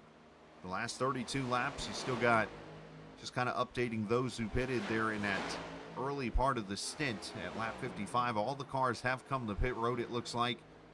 So everybody should be easily good to go here to the finish. The problem here is you're going to have those drivers like Chad Coleman right now, who is a lap down. You got E.J. O'Rourke, who's a lap down. Joey Gitina are all going to have to unlap themselves before they can even get close to battling with like Justin Mons and Robert Friery, who's on the edge of the lead lap right now in the 15th position. So yeah, I mean, I've got to look at King, though. He's in Sinatra mode. If he's in the top 3 at the end of this, he did it his way, because everybody else went out and ran pretty hard after that. He backed it up, and now he's running them down. And it's an unusual thing to see, Chris, is you generally don't see a single car carry as much speed as a bunch of cars running nose to tail in the draft. You would think the cars up front would be able to maintain a little advantage over him, but King is mowing them down. Well, last time by, a Fuller, a 38 for Carl Lavage, a 28 for Jorgensen, a 34 for King. So it's not like he was way faster than the cars in front of him. He matched them pretty much. So if they can find a way to just do that, then he won't get to him. I think what's going to help him a little bit, though, is he is getting close to the 91 who's dropping off a touch, off of the top 3. And if he's able to pick up a little bit of the draft, he's going to get some really good runs down the back straightaway. Jorgensen by Karlovan for second. Is this the night that Jorgensen does it? He's been, doing all types of fighting and clawing and kicking and punching and gouging and whatever else thing you can do to go to victory lane. And he's said it numerous times, I'm tired of seeing Kevin win. Yeah. He's ready to go to victory lane, and could tonight be that night? Last time by, let's see, Fuller a 41, Jorgensen a 34. and then King at 43. So right there matching again. I mean, you could find a way to run 27 more laps of matching times with the 29, then you're going to beat them. And even Yeah, just 406 last lap by to a 432 for King. Fuller has turned up the wick, and he is running some of the fastest lap times right now. It's the top two are driving away. Yeah, right now driving away. So it's just a matter of how much tire you can preserve and I mean, keeping that space and doing what you got to do here. But you got to remember too, and as we look now, King's getting passed by a couple cars on fresher tires as Jatina and O'Rourke do a 7-10 split on him. I was wondering if Jatina being fast would have brought Mike Kelly to the drivers in front of him, but Kelly is watching the 38 go around and dropping off of Kevin King, who continues to try and mount the challenge. Now, I don't want to be the guy that starts anything here, but we do have the 21 car that just passed the 29, and you could maybe see some teammate work go here. As, you know, obviously when you have a car with fresher tires, you could park the bus a little bit here if you really wanted to. You know, you think of like what happened the last couple of races of the Cup season. Not that I would say that's a cool thing in iRacing, but you know, when you see it in real life, I mean, you go back to that race at Richmond, Denny Hamlin said it best, when people running iRacing and in these lower series see what they do on Sundays and think, oh, it's okay for them. Here's the example. Yeah, I think O'Rourke has another motivation, which is get back to the lead lap should the caution come out. He has a fast enough car. He rides easily around second, draws alongside the other units, Toyota, and is going to come wreck in. him. Oh, don't wreck him. Don't wreck your teammate. So I say. Fuller probably just cussed out EJ right there, if I had to say honestly. Yeah, now they have Jatina to worry about. He too is going to drive through, as is Chad Coleman running in 18th. Coleman's probably the fastest car at the lot there. 24 laps to go this time by. What a great race this has been. Caution free here so far. All the different pit strategies as people unlap themselves. And that's the best thing these guys can do, because now they're going to get to Justin Mons, who's literally right in front of the leaders here. That'll be a spot. Brian Wortman's over in turn 1 right now with Friary. I mean, will they get back to the top 10? That's probably a stretch, as it's about a half a track, but I can get a couple spots out of this, maybe. Yeah, tight battle for second there as Karlovaj was able to draw alongside. He's got a fender underneath, and now he's door-to-door with Mark Jorgensen Jr. out of turn 4 down low. The car's going to get loose, and he is sideways, but he keeps his foot in it. Jorgensen's going to get the advantage. Karlovaj used the 14 of Jatina to gather a little air coming in the back straightaway to mount that challenge, but Jorgensen didn't panic, just kept his foot clean, ran a good clean line, and drove out of it. Now we'll see whether Karlovaj can get another run coming down the Texas back straightaway. Yeah, down into 3 and 4, of course. Jorgensen protecting that bottom lane, and you know, I don't want to be premature in bringing up this scenario, but here we go, 21 laps to go. And hypothetically, if Fuller goes to victory lane here tonight and say Kevin finishes 5th where he's running right now, that's going to pretty much neck and neck. When it comes to the points battle, I think King would have like a very slight advantage because he's led the most laps, I believe, tonight and stuff. But with that being said, do we remember what happened in the Iowa race earlier this year? Yeah. That would be the race that Fuller was leading going into 3 and 4, and unfortunately, pretty much all but wrecked himself going into the corner, got loose, and King was able to slide underneath and win the race at the line. And you got to wonder, obviously, if Fuller were to win this race, would he grab the momentum going to what could be his favorite track or one of his favorite tracks? Wouldn't that be the storyline going back to Iowa next week? Is yeah, Kevin King he's been hit and miss, but he has lost ground. He was at 3 and small amount of change. Now he's 3 and a couple quarters here as he's dropping off. He might get to Wesley Donaldson, who's coming back to him, but that 29 is not going to win tonight if we don't get a caution. Yeah, he's been kind of sitting here. He got up to Wesley and really hasn't moved any closer to him. So, yeah, this could be setting up to be one heck of a battle. And I said it earlier, Kev, you know, in this race, I said, look, I mean, King's obviously won these races. He's been dominant this season. He's been out there, and Fuller's doing everything he can to scrape and claw and keep within the battle, being with 6 points back entering tonight's race. But this is a reason why we race. Anything can happen. And this is why you fight and claw, because all of a sudden here's Fuller leading now, 18 laps to go.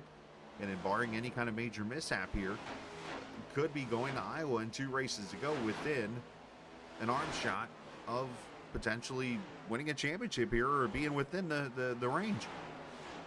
I got news for you. He might be getting to Wesley Donaldson, but they're about to get to him. Mike Kelly is telling 2 guys he's worked with consistently in the past, Scott Simley and the Nelson Rivera, number 22. They are nose to tail and running both Donaldson and King down. That's 6th, 7th, and 8th running in tandem. As Simley's car is a little loose, and Gerald Livingston's going to sneak around them with fresher tires, but I wouldn't be surprised if we have a battle back from 4th, 5th, 6th, 7th, and 8th, right on top of each other as we come back to the stripe at the end of this thing. And of course, Simley and Kelly are actual teammates with the Turn 1 heroes. Nelson Rivera on his own team, but they seem to work together pretty well. These 3 do out there in the pack, and they're trying to draft their way up. And it's amazing to see how a draft will work on a track where you are slowing down a good 25 miles an hour through the corners, but you still see the speeds kind of work with themselves down the straightaway. And yeah, they're edging closer here to the 91. And oh, by the way, King did get by the 91 of Wesley Donaldson, so move him up to the 4th position. As we hit 15 laps to go, the lead at 4.4 from 1st to 4th. But Fuller leading Karlovage, or I'm sorry, now Jorgensen by 0.3. So Mark was able to get back past the 60 car. And Mark, he is smelling that chance here tonight. Yeah, I mean, there's no rest for the weary anywhere through the pack here. We just talked about that battle forming through the middle of the top 10. How about the back of the top 10, David? Comstock. Oh, Fuller got the wall. Oh. Looked like he and the kind of bounced. 93 side, I saw it on the start-finish line here as we pick up the lead battle. Yeah, I think Fuller kissed the wall over the bump there, but I could be wrong. He still did get a good run off the corner, though. But Fuller moving up to that groove that helped him catch the 29 and take the lead. As Jorgensen going to try to get around him here. Let's watch how he goes into turn 1. Fuller's been taking this really, really high lane in. And you're going to see he's going to come up here to the top side where that, but you see he's a lot lower this time. He was up against it. Yeah. I'll tell you what, I haven't had this thought come to mind in a long, long time, but Jorgensen's going, here, kitty, kitty, kitty. Right? Kitty. He has got to be ready to go. As they're coming up on a lap car of Justin Mons here. And Mons is going to let the 51 go. Let's see if he backs out and lets the 88 go here, as he's going to catch him in a bad spot right here. That definitely did not help the 88 through the corner there. Yeah, and there's nothing Justin could do. He had to maintain his lane and be able to have some racetrack to come up off the corner as it dropped away, and he just occupied the space that I'm sure Mark Jorgensen Jr. would have preferred to have, as Jorgensen Jr. now back in a margin of 0.4, but closing down. He's within 0.3, and he just really is able to wrap the bottom over there at 1 and 2, and it's made a significant difference for this run down the back straightaway. Rivera to the outside of Mike Kelly here. This is for 6th. Rivera at that 22 as they're trying to draft off the 91 and 19, or in the 29 up here. Yeah, and King was able to work his way around Wesley Donaldson, but not drive away from him. Donaldson's maintained half to a full car length right behind him and has not dropped off. And As we said, these drivers contesting for 6th, 7th, and 8th are continually closing the gap to make it a 5-car battle. Top 3 cars all on top of another lap time wise. Easily the fastest 3 cars in this race as they're separated out by less than a second apiece as Anthony Calantoni comes to pit road. Well, that's interesting to see the 84 on pit road. Not sure what's going on there. Wow, Fuller is high, wide, and handsome over there in turn 1 and 2. He's hit his mojo. He's got that little break when he moved around Mons. And he's been able to maintain about a 4/10 of a second lead over Mark Jorgensen, who's been unable to close the gap back down as we work lap 126. Time is running out for the Mountain Dew Zero Camaro. Jorgensen Jr. trying to find whatever he has left in the tank here. I'm curious as to if he's going to change his line. And just as I say that, through the middle he runs. Now he turns down, uses the banking, riding off. He's going to close the gap just a little bit. He's down to 0.3 of a second down the back straightaway. They've got a lap car in front of them that might play a factor here in Jorgensen Jr. getting to the back bumper. I think Jorgensen needs to do the opposite of what Fuller's doing. Fuller's running the bottom here in 3 and 4. I've noticed that Jorgensen slides her sideways off 4. If I'm Jorgensen, I'm going to the top in 3 and 4. See if you can get the run down the straightaway here as they're going to catch the lap car Brian Wertman here. Wertman's going to let them all go by. Bentley Glazer inserts himself into the mix there. He's going to give just a little bit toe to the 88, but 88 unable to use all of the corner on the exit of turn 2 because Wertman was up there. He's trying to run him down, and we'll see whether Glazer impedes the 51 at all and opens the opportunity for Jorgensen Jr. to make this a 2-car fight. As Gerald Livingston there with the fresher tires, he's trying to work his way around these guys, and I think these guys are trying to tiptoe their way around him. Well, we talked about that being a multi-car battle coming back to the stripe. Well, 129, here comes the 22 to the high side of Kevin King is Mike Kelly right there behind him. They're going to move around Wesley Donaldson down the back straightaway. King goes for the block. Kelly drives down low and is going to drive underneath, give the 22 the position, and the 2 is going to clear him out of turn number 4. King fights back on the outside. Kelly's going to have 5th position there. We'll see whether he's able to maintain it as they are physically leaning against each other in turn 1 and 2. Kelly carves down to the bottom of the white line. He's got the nose advantage. King hanging tough. He's got a good run to the outside. Yeah, I thought he scraped the wall there, but he's still got his foot planted. This is big right now for Fuller. These positions are bringing Fuller in. Yeah, they're bringing Fuller into this points battle right here with this. I tell you, Kelly got a brave run off of turn 4 on the bottom. Very difficult to hold your position there as King pins him down in turn 1 and 2, trying to prevent him from getting any racetrack to use to carry the speed out of turn 4. King's car pushes a little out of the corner. Kelly's going to nose ahead. All of this being watched by the Simley number 12, who's looking for the opportunity to do it next. He draws to the outside of Kevin King.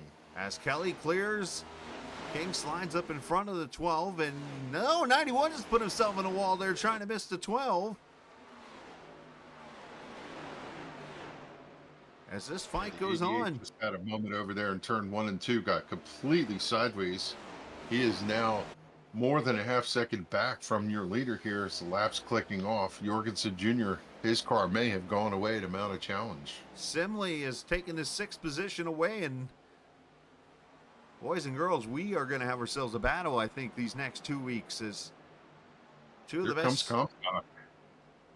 Comstock, he's going to get around King here.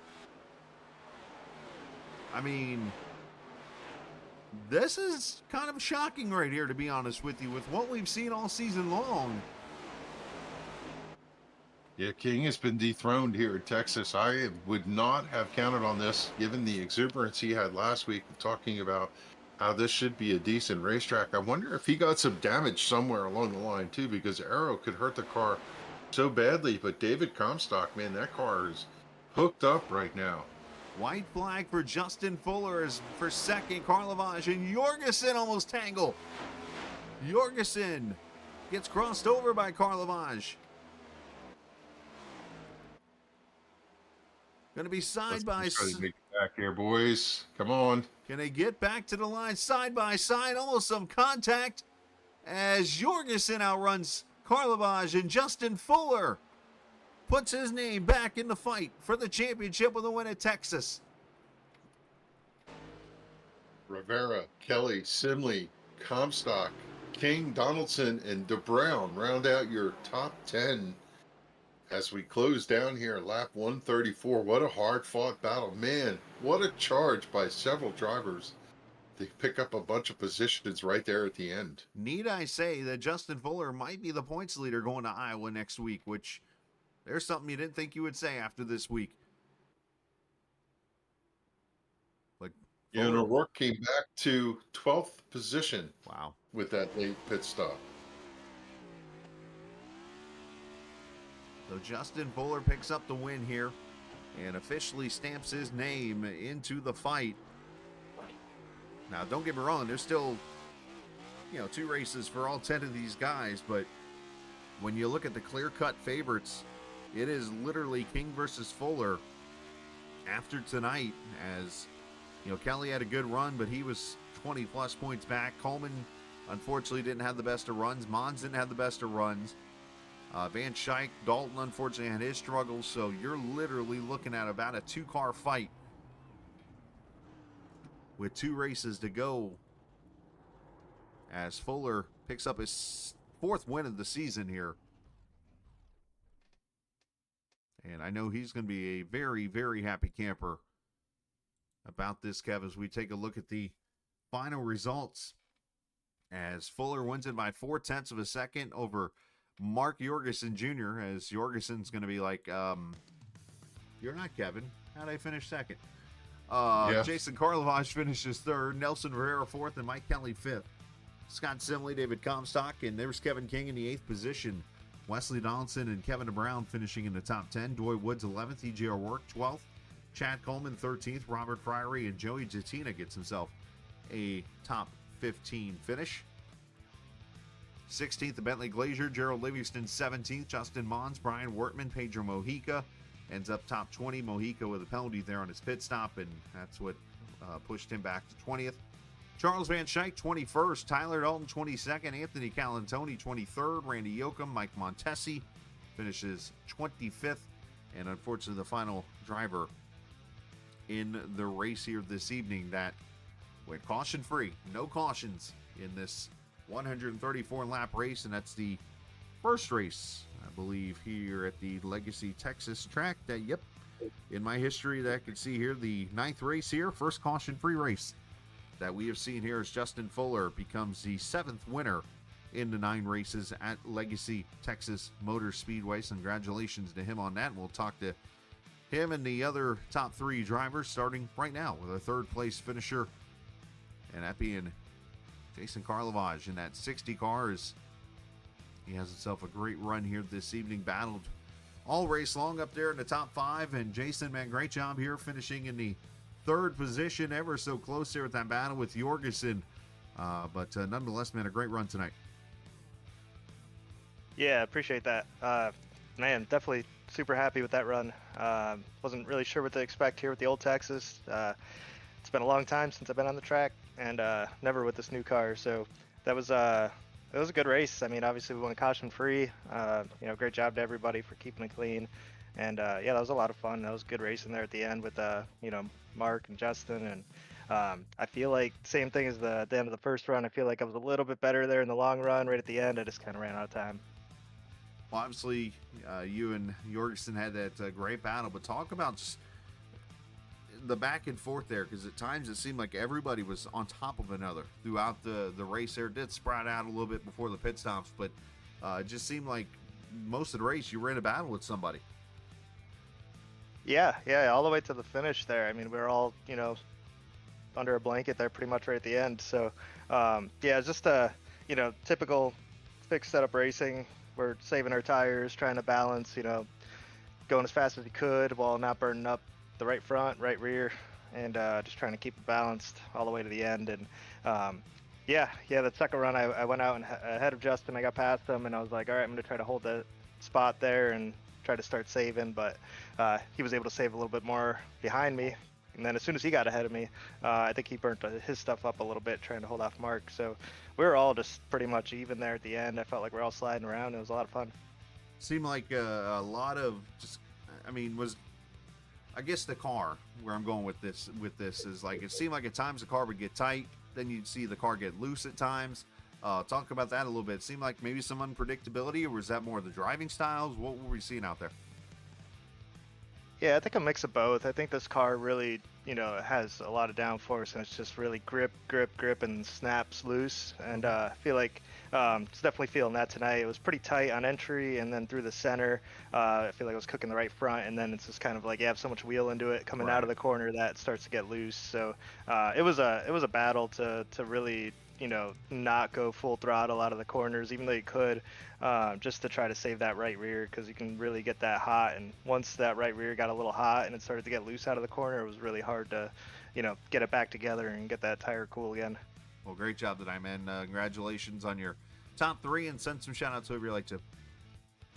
Yeah, shout out to NC811. I always forget to give them a shout out.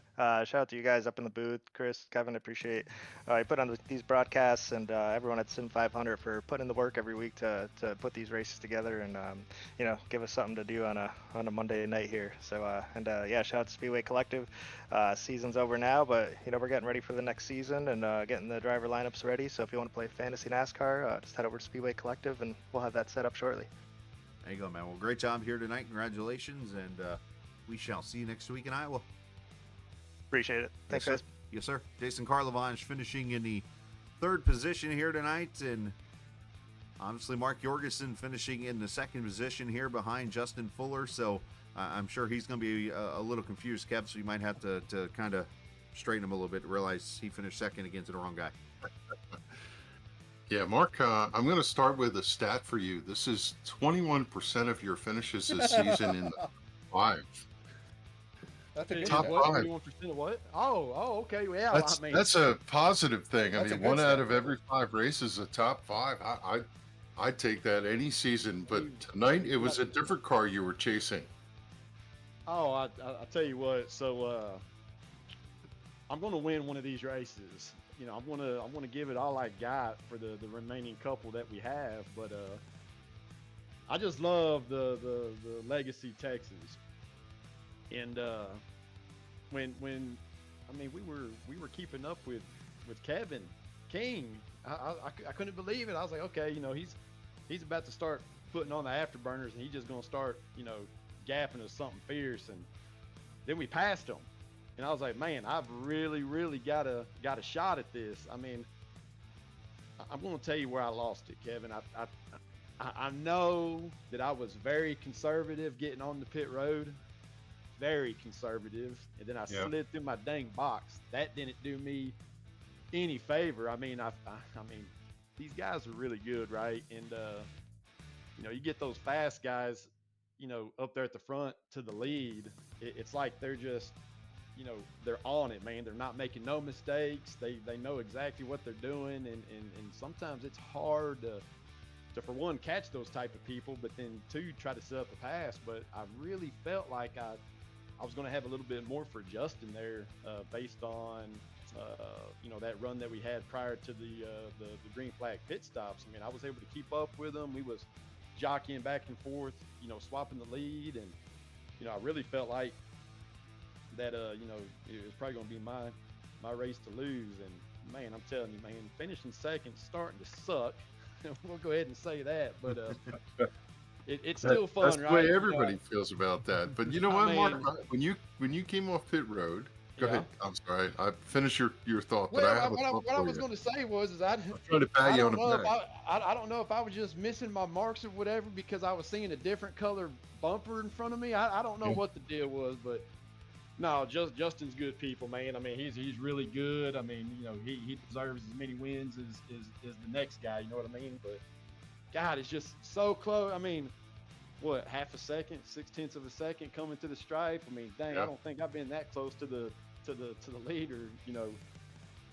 At the end of a race, all season long. So I don't know. Maybe I'm learning some things. I don't know what it is, but I felt like I felt like Harvick hooking turns 3 and 4, you know, just kind of painting that white line. I felt like was the preferred lane. And man, I'm telling you, man, I just felt like I was way above the rest in 3 and 4. And then Justin, man, he figured out that top in 1 and 2 real early. And man, I tried that a couple times, and I mean, I was real scared to go up as high as what he was. And I was kind of running the middle, and I was like, God dang, that guy's just so freaking amazing. We wondered if you were going to change your line at all to see if you could close the gap, because you stayed pretty much consistent through a good part of it. Yeah. I'll say one thing to you, Mark. The pit stop did not go very well. And when we saw the gap that you had to run them down to even be a part of the contest, we didn't think it was achievable. The fact that you rode, what, a quarter of a straightaway up to them, and maybe you used your equipment to come back to second and hold it, that's a monumental task. When you watch this race back, I think you'll be a little more forgiving, maybe not so much of the pit stop, but of the fact that you had the speed that you're talking about. Right. And so close that Karlovac kept you. Take us through that final lap where he got to the bottom of you in 3 and 4. I'm telling you, you got guys that are really good at I knew that Jason was probably going to run the high side in 1 and 2. You know, I know that Justin and Jason are in the same Discord, and you know, I'm sure Justin was talking to Jason possibly about, you know, how good the top felt and whatnot. And I'm telling you, man, when Jason got to my right rear in the middle of 1 and 2, I was like, oh, dude, I'm going to be third. I'm not going to be able to talk to Kevin in my interview. It's going to be Chris again. And anyways, I just, you know, when he got below me going down the backstretch, you know, I was going to run him tight through 3 and 4, but I was going to be respectful. And I ended up going back and looking at the replay. It looks like he started getting tight towards the exit of the corner, and you know, his car started getting a little sideways and whatnot, and you know, the rest was history. So I'll tell you, man, it's so fun racing against those guys. And you know, you talked about, you know, after the green flag pit stops, you know, them guys was way up there and whatever. I mean, I felt like I might have used up my stuff just a little bit, but I'm telling you, man, I really felt like where I was just leaps and bounds ahead of them was just turns 3 and 4. I don't know what it was. I was lifting really early, and I was really patient on the gas, and I was just hooking the white line. And you know, I just kept on doing that lap after lap after lap. And I'm not gonna lie, man, when Justin was running the top here and there, I was really hoping he was going to get tight, smack the wall, you know, step all over himself, whatever, to where, you know, it just kind of handed me the spot or whatever. But like I said, man, you know, these guys are just on it, man. You know, when it's their nights, they don't make no mistakes. And, you know, whenever you got somebody that's washed up like me making mistakes, getting on the pit road and then sliding through my box, I mean, I didn't help myself out, but you know, it was definitely nice to have the speed to run them back down. Yeah, I mean, I think in the end of the tally, they're going to look back and say you had an outstanding run. You were one short, but nothing to hang your head on. But that's okay. I mean, you know, it's against some of the best of the best. And when you look back there and see that Kevin King didn't keep pace and he's running 8th, where typically you're chasing him, you were in front of him today. You just got to get one more. That's Justin Fuller. Maybe it's next week.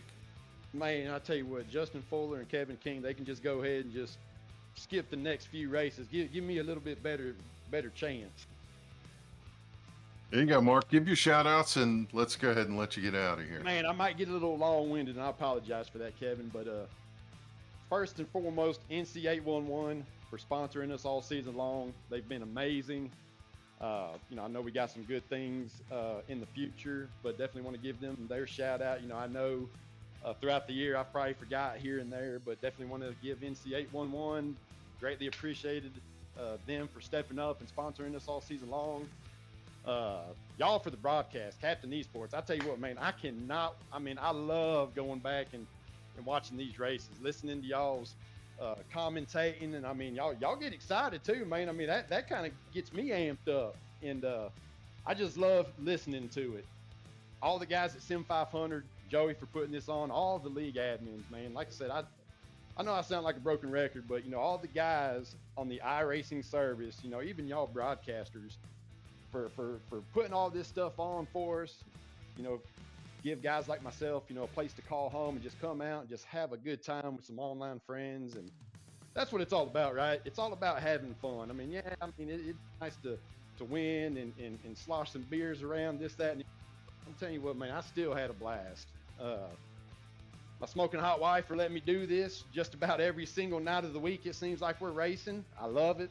I love her. Thank you, babe. I appreciate it. Oh man, these hands for wheeling this 88 Diet Mountain Dew Chevy through the corners of the Legacy Texas Motor Speedway, and that right foot, man, for just keeping the power down. I just need a little bit more, man. I'm telling you, man, I was hoping maybe them lap cars would have got into Justin, maybe put him in the fence. I don't know, man. Like I said, I really want to win, but it's nice to be able to have some pace, here and there. I think there's still a lot of learning I got to do to get a little bit better, but I got to get my pit stops figured out, man. Like I said, I think if I would have nailed that, I probably would have been setting sail. I think you're right, and you'll look at that and figure it out and clean it up, and you come back and win 5 of them. Well, we'll see. I mean, now when I go back and I watch the broadcast now, Kevin, I mean, I hope y'all didn't hone on how terrible I was. I mean, we don't need to be focusing on all that kind of stuff. We didn't be called, I don't think. Yeah, Maybe nah, Chris- I don't remember. The one thing I do remember, and I don't think you've said a word about it, the reaction when Coleman and Montesi went to your outside. Man, and I was actually wanting to go back and take a look at that. The spotter hollered, 3 wide, and I really felt like I gave a lot of room to the guys on the outside. I mean, I ain't gonna lie, I was a little bit tight, but I knew they was going to get to my outside, so I was being patient with the gas. And man, I feel bad for Mike because I looked in the mirror, and I mean, he wadded it up pretty hard in the inside fence, and I'm actually. But Mike Montesi, if you're listening, buddy, I apologize. If it was my fault. Regardless, I mean, I should have gave a little bit more room. I was on fresh tires, but I like I said, I didn't even get a chance to take a look at the replay. But I'm going to go ahead and say that I was probably at fault on that. But man, I just hate being the guy to get into somebody and ruin their race, right? Because man, we had a little long hiatus for the holidays. I'm the kind of guy that I don't like having off weeks and whatnot. Man, I like to be racing. I like to be getting better at my craft and all that stuff. And so everybody look forward to getting back on here tonight and racing, and here I am, I'm messing somebody's race up. But yeah, I mean, like I think we give you a pass on that one. You'll see when you see it. It was actually the high side that got loose that made that long. You'll see. Yeah, well, I mean, I know I like to run guys tight. Don't get me wrong, and what's killer is I got this single monitor. I need to give me some triples. I need to do something because this single monitor ain't. I mean, I just feel like I'm a little bit behind. When it comes to racing with a single monitor as opposed to other guys. I really don't have that much of a view and whatnot. But anyways, I mean, I kind of felt like I gave a lot of room. But like I said, I know I was getting tight, and we barely made contact, and I don't know if my car was destroyed after that. I don't know. It was still fast. So I don't think I even had a scratch, to be honest with you. But no, I definitely feel bad about that. But hey, man, it's going to happen, right? I mean, we're racing against each other every single night of the week, just about. So I mean, stuff's going to happen, man. We can't, every one of us is going to have our little run-ins with somebody. It happens. It's racing. Gotta love it, man. I tell you what, boy, I'm amped up. Let's go. Where are we going next week? Where are we going? I don't really know. Iowa. Man, I'm ready. Let's go ahead and just load it up right now. Just go ahead and get it over with. I'm ready. There you go. The Diet Mountain Dew car is going to get loaded and roll from Texas to Iowa, Chris. We will see y'all there. Mark Jorgensen Jr., their second place finish. He's excited. He's ready to go to Iowa, and we are too. But first, we got to go talk to the winner, who I think he's been over there just kind of enjoying the interview with Mark as he celebrates here. Justin, the new points leader, going to Iowa next week. I know that's something that obviously is going to be exciting for you, but congratulations first off on the win and obviously grabbing that momentum. Yeah, we're peaking at the right time. I'm trying not to get too far ahead of myself, though. I just try not to get overly excited about it. It was a good race tonight. Put together a good race, start to finish, and glad to come out of the way with the win. First time leading the points in the Cup Series at Sim500, so that's a positive aspect too. So, but Iowa's a really good track for me as well. So, yeah, I had fun tonight. It got a little hectic there a couple times, but it wasn't too bad. Yeah, obviously able to take the lead late in that first run. You come to pit road, had a solid pit stop there, and were able to just maintain until you got obviously past those cars that were on the two-stop strategy, if you will. And then obviously you get to the finish line. Great battles there with Jorgensen, who was trying to battle with you, and then Parlavage was up there. You had lap cars coming through, and that it just had to be a great feeling being able to hold those guys off, and it looked like you had a little trick up your sleeve a couple times, we noticed. I don't know if there's any tricks, but yeah, we Mark and Jason were definitely better than me at the very end of a run. Like the last 5-10 laps of a run.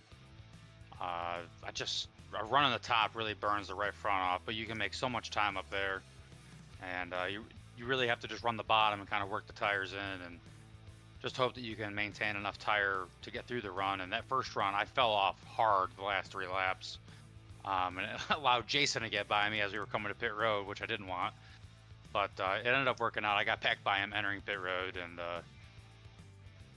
yeah, we just I don't know. It was just a good race. I'm happy about it, and I led a bunch of laps here earlier in the season too, and this is one of my favorite racetracks, and I hate that they ever reconfigured it to what it is today. So it was a lot of fun. You also go to Iowa next week, and we all know what happened there. I won't bring it up too much other than just a little bit. Stepped on it. Fair enough. Obviously, but you led a lot of laps in that race. So how do we get ourselves mentally back to that spot where, you know what, I'm leading a bunch of laps and I've got a chance to win this race and even widen out that lead going to Homestead?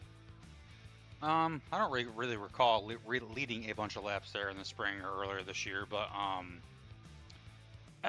yeah, we just need to not make any mistakes. The only reason I was really there, I do recall, was pit strategy. So I was on a different set of tires, and I had the upper hand, and I had the chance to win it, and I lost it coming to the checkered. So, but I'm just going to keep doing what I've been doing, just trying to get the best runs that I can. Play these races out to hopefully where they're caution free, even though I do recall Iowa was kind of a rough race earlier in the season. Just try and manage the tires and just get what we can get. I've had a great second half of this season. I'm really starting to figure this car out, even though I still hate it. And I absolutely hate this thing, whether it's in the real life or on here. It is just I struggle having fun with it, but it's the racing at least has been decent around me, and it's been worth coming in and having fun. As much as I don't like the cars, so yeah, we're just taking what we can get. You know, I don't anticipate going next week and winning or coming out of there with a points lead again going into the final race. Just gonna take what I can get and have fun doing it, and hopefully the points fall where they fall. Absolutely, man. Well, hey, send some shout outs to whoever you like to. Yeah, thanks to you guys for putting on the broadcast. Thanks to Sim500, all the admins, what they do. Thanks to NC811 for sponsoring the series. Thanks to everybody in the race, caution-free race. That's amazing. You can't get anything better than that. Thanks to everybody that watched. Yeah, looking forward to next week. It's been a long season. We got 2 races to go, and just kind of looking forward to having some Mondays up before we fire it right back up in February again. So, yeah, it's been good. I hope everybody had a good Thanksgiving, and we'll see y'all next week. Absolutely, man. Great job tonight. Congratulations. Thank you. Yes, sir. Dustin Fuller, the winner here tonight, and obviously feeling pretty good, but he's not, as he said, getting ahead of himself. He's ready to go for Iowa here next week, and I did check. He did lead 15 laps, so yeah, I guess that wouldn't be a lot, but he did lead 15 laps in that race. That race had 16 cautions back in June when that race was ran, so it could be a barn burner come next week at the Iowa Speedway, but we'll have to see what happens there. But Kevin, obviously tonight at Texas, as Fuller mentioned here, caution-free race, and he made all the right moves, put himself in the right place, and that trick I was talking about, just to clarify, was the top group, as he mentioned, as he was able to kind of get in there on the high side and just really make that high line roll. And I don't know if that's something that, you know, his teammate EJ maybe kind of gave him some tips from running it himself there early in the race, but it worked out, and he was able to take that 51 car to victory lane. Yeah, I mean, sometimes you discover that stuff by accident. You miss the entry to the corner, and you turn in a little wider, and next thing you know, you're running the high line, and you're going, you know, this thing hooks pretty well, and I could drive from the center down the banking but I'm sure these guys in their practice and their experience know the opportunities that were available. And one of the things that this track's known for is you could switch it up. Sometimes you run the bottom, sometimes you run the top, and you even out the tire wear. But whatever it was, kudos to Justin Fuller. He picked the right package tonight and got the job done going away, and inserted his name into. We've said all year long, somebody has to start doing their homework to step up to be there and tussle Kevin King for this championship. And well, Justin Fuller has served notice. He's here now, ready to go. He is ready, and you're about to see here in 2 seconds when I show you the updated point standings going into Iowa next week. Is we have a new points leader. Justin Fuller takes the lead by 5 over Kevin King, Mike Kelly, Wesley Donaldson, Chad Coleman, Kevin DeBrown, Mons, Van Schaik, Dalton, and Josh Parker. Of course, Kelly up 3, and then Kevin DeBrown up 3. Josh Parker, unless more than 30 cars show up, these next 2 races is pretty much eliminated, unfortunately. Dalton, Van Schaik, Mons, those guys, a lot of these guys are unfortunately on the border, and they get out of Iowa. They're going to probably want to be less than, I'm just going to throw a number out there right now, less than 20 points to the points lead if they're going to have a shot at Homestead, because, I mean, we're looking at, about a 25 average person, and then you throw the bonus points in there and stuff. You probably want to be in under 20 points if you want a shot. So, going to be an uphill battle for pretty much third on down. But obviously King and Fuller have put themselves rightfully in the spot to battle. But as we say, that's why we run the race. And anything can happen next week at Iowa. So, Kev, final thoughts before we head to some corn and fun? Yeah, be on time. I wasn't going to pick on you for that. You had some things you were taking care of. Yeah, I'm sure the first part was very well managed. I will be here with bells on early for Iowa, and look, we've watched a knockdown, drag-out battle all season long. We've been waiting for someone to step up. We've been waiting for a contest to crown ourselves a championship. We've warned all season long that this is never a gimme, and well, darn tootin', we got ourselves a race for the championship, and I'm excited to see what's going to happen at Iowa. It is going to be a fun one when it's all said and done. So looking forward to Iowa next week, and we will literally be yelling out Kevin, just like, again, Mrs. What's her name? I just forgot their last name. Yeah, Mrs. Kevin. We'll call him for now. I said hard tootin', so you're this is when you know that the long times have started already work-wise. Is I can't even remember the last name of the family from Home Alone. But anyways, McAllister, thank you. Mrs. McAllister yells out Kevin's name, or Buzz when he tears up all this stuff. But anyways, that's a whole nother story. Let's head out. And Kevin, appreciate your time, man, and get some rest, and we'll see you next week in Iowa. Yep, thanks for watching, everybody. Absolutely appreciate Kevin for all of his hard work he's done this season. Appreciate 811 for obviously sponsoring the series, as always. Big shout out to Joey Jatina for allowing the Captain eSports Network to be a part of Sim500, as we have 2 races to go officially after tonight, Iowa and Homestead. But big shout out to all the drivers, all the viewers for coming back. We're back on the air tomorrow night with another league race. Hopefully you can join us there. Of course, super late models in action here, Sim500 tomorrow night. So make sure you get a chance to come out and run in that series, and that will actually be broadcasted over on Extreme Sim TV. So it looks like they are at Kern County Raceway Park, Kevin Harvick's track. I believe if this is accurate, oh no, that says November 12th, so maybe not so much there, but I believe Extreme Sim TV will have their broadcast tomorrow night, so they'll be somewhere on a short track, we'll put it like that. So enjoy the rest of your Monday night, and always remember, this isn't just a game, it's iRacing. See ya!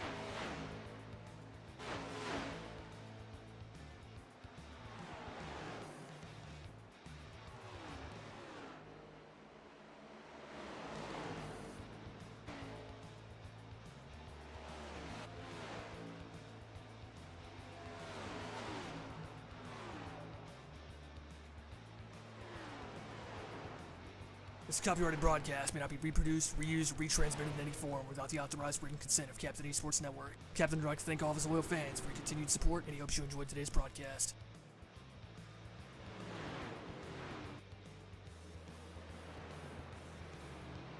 The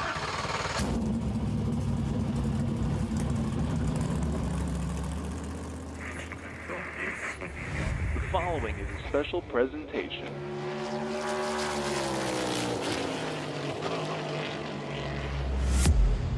From the Captain eSports Network.